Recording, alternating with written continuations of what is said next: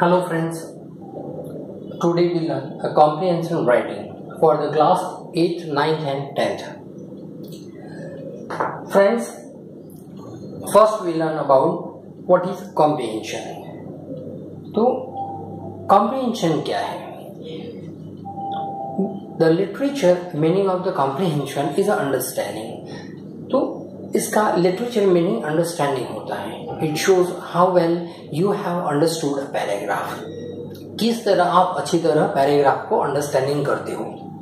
That you have read and how to correctly you have grasped it meaningful.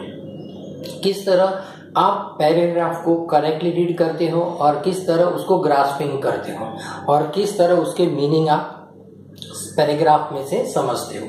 To test it and set of the question is given after paragraph relating to the subject matter. तो आप जब भी उसका question set जब पढ़ो तो उसके paragraph के अंदर से उससे रिलेटेड सब्जेक्ट मैटर को फाइंड आउट करोगे. The answer are contain in the passages. जो भी क्वेश्चंस पूछे होंगे आफ्टर पैराग्राफ कॉम्प्रिहेंशन के बाद, तो उसके जो क्वेश्चंस है उसके जो आंसर है तो आपके पैसेज के अंदर ही कंटेन होंगे. It is only require a bit of intelligence. इसके लिए वही जरूरी है कि आपके इंटेलिजेंस है, तो आपको उसी को ही उसमें से आंसर फाइंड करना है. आपका टोटली फोकस पैराग्राफ में होना चाहिए. To identify the sentence or the sentence that form the answer or particular, यानी आपको सेंटेंस को आइडेंटिफाई करना है और जिस क्वेश्चन से रिलेटेड आपके सेंटेंस को भी आपको पर्टिकुलरली उसके क्वेश्चन से रिलेटेड को आपको परफेक्टली फाइंड आउट करना है. Write them down in your own hand. आपके अपने हाथ से ही उसको फाइंड आउट करो, अपने पर ट्रस्ट रखो. It is a simple, the exercise of a comprehension is meant to assess and better the ability of a student to read and comprehend what he reads. यानी बच्चों को ये ध्यान में रखना है वो जो रीड करता है उसको उससे बेटर उसकी एबिलिटी उसको फॉर्म करनी है. यहाँ पे उसकी एबिलिटी जरूरी है. स्टूडेंट को उसका रीडिंग पैसेज को प्रॉपर रीड करना है एंड उसको कॉम्प्रिहेंड जब रीड करे तो अपने माइंड में उसको कॉम्प्रिहेंड करना है कि पैसेज किससे रिलेटेड है, कौन सा सब्जेक्ट से रिलेटेड क्वेश्चंस, पैसेज जो क्या कहना चाहता है, तो उसी से आपको क्वेश्चन का आंसर तुरंत मिलेगा. Sometimes answer need to be written in a student's own word. कभी कभी बच्चों को ऐसा हो जाता है कि आंसर अपने वर्ड में फॉर्म करना पड़ता है. Although not a very different from given a text, only a little adjustment to have the sentence grammatically and meaning wise correct. थोड़ा ही उसमें एडजस्टमेंट करना होता है, थोड़ा ग्रामेटिकली थोड़ा मीनिंग वाइज उसको करेक्ट करना पड़ता है. Hence a student must be able to express his thought and precisely in correct word. यानी आपको स्टूडेंट को जो उसके अंदर क्वेश्चन पूछा गया है उसको एक्सप्रेस करना है, अपना थॉट उसमें लगाना है और उसको ध्यान से करेक्ट वे में उस वर्ड को फॉर्म करना है. Now some tips. ये हमने बताया how to write the answer from the comprehension.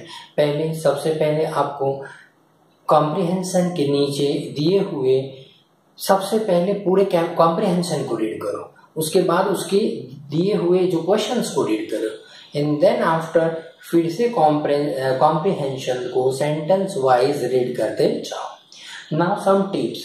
जो मैं टिप्स बताने वाला हूँ उसी में ये सारे जो पैराग्राफ में से किस तरह आपको आंसर फाइंड आउट करना है इस टिप्स के अंदर है. आप ध्यान से सुनना. Read the paragraph in a one place and see if it makes any sense to you. Firstly, आप पूरे पैराग्राफ को रीड कर डालो एक सेंस में and that will be the first impression of the paragraph. You will know if the passage deal with subject aliens to you or a familiar one. कभी कभी paragraph आपसे अननोन होगा और कभी कभी आपसे थोड़ा फेमिलियर भी हो सकता है। Now read slowly, grasping the meaning of every sentence and the word.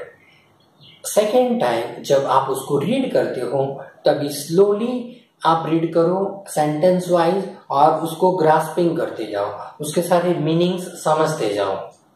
If the subject is alien, do the slow reading twice और 3 टाइम्स। कभी कभी आप कोई भी वर्ड से फेमिलियर नहीं है तो उस वर्ड को, उस सेंटेंस को आप 2-3 बार फिर से पढ़ो।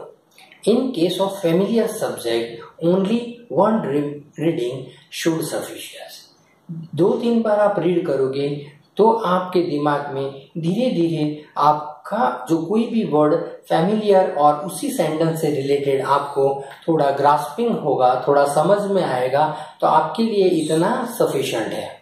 Read the first question and understand what it want to know. Get to the part of the paragraph that contain the answer. यानी जो भी आप रीड करते हो, जो भी आपका क्वेश्चन है, वो उसका आंसर आपके पैराग्राफ में कंटेन होगा, उसका थोड़ा कंटेन आपको दिया होगा और ग्रामेटिकली आपको फॉर्म करना है। 0 in on the relevant sentence और सेंटेंसेस। अगर उसमें आपको कुछ भी नहीं समझ आता है या तो आपके सब्जेक्ट से रिलेटेड नहीं है, then write them down in answer from in your own. तभी आपको अपने वर्ड में आंसर को फॉर्म करना पड़ेगा। The answer should be completely, it should cover all the part of query. तो आंसर को आपको कंप्लीट लिखना है, आपको ये याद रखना है उसका कंप्लीट पार्ट आना चाहिए और वो आपको थोड़ा क्वेरी करना है कि ये आपका आंसर क्वेश्चन से रिलेटेड कंप्लीट है कि नहीं। Don't leave any sentence incompletely, कोई भी सेंटेंस को अधूरा मत छोड़ो। So remember that sometimes only one word और one sentence can form a complete answer. कभी कभी आपका one word और one sentence आपका आंसर बन सकता है। Now on 5th,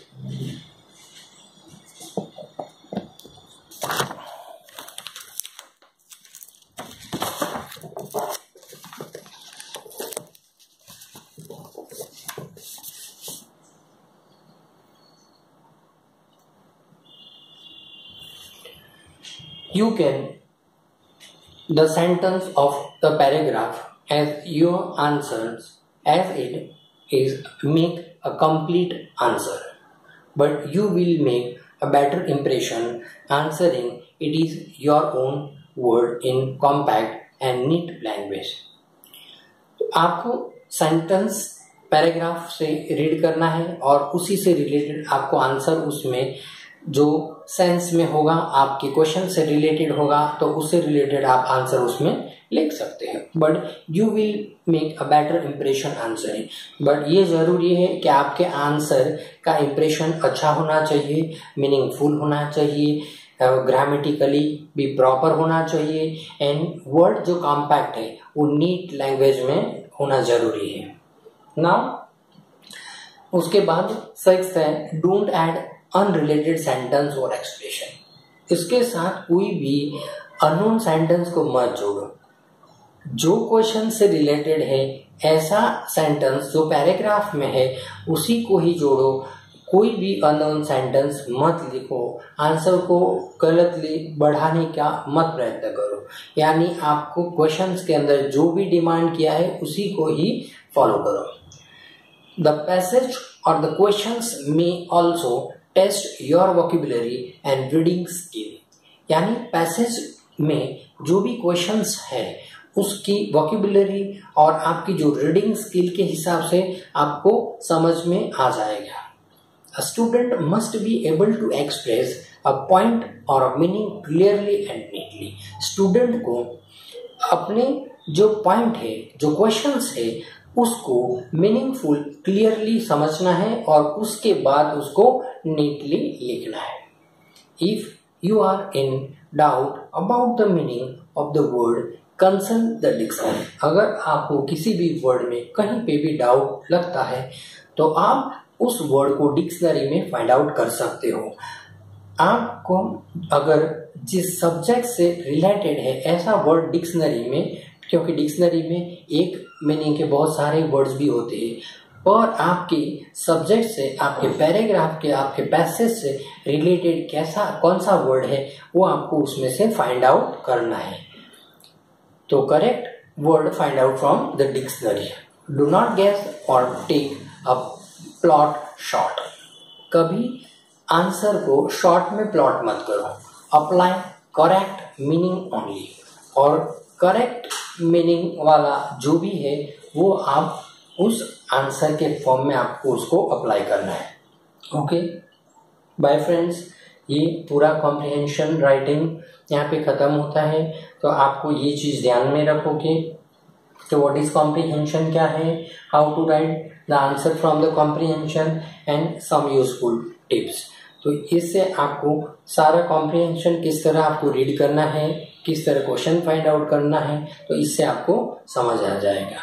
friends, subscribe my channel and share more students. Okay, bye friends.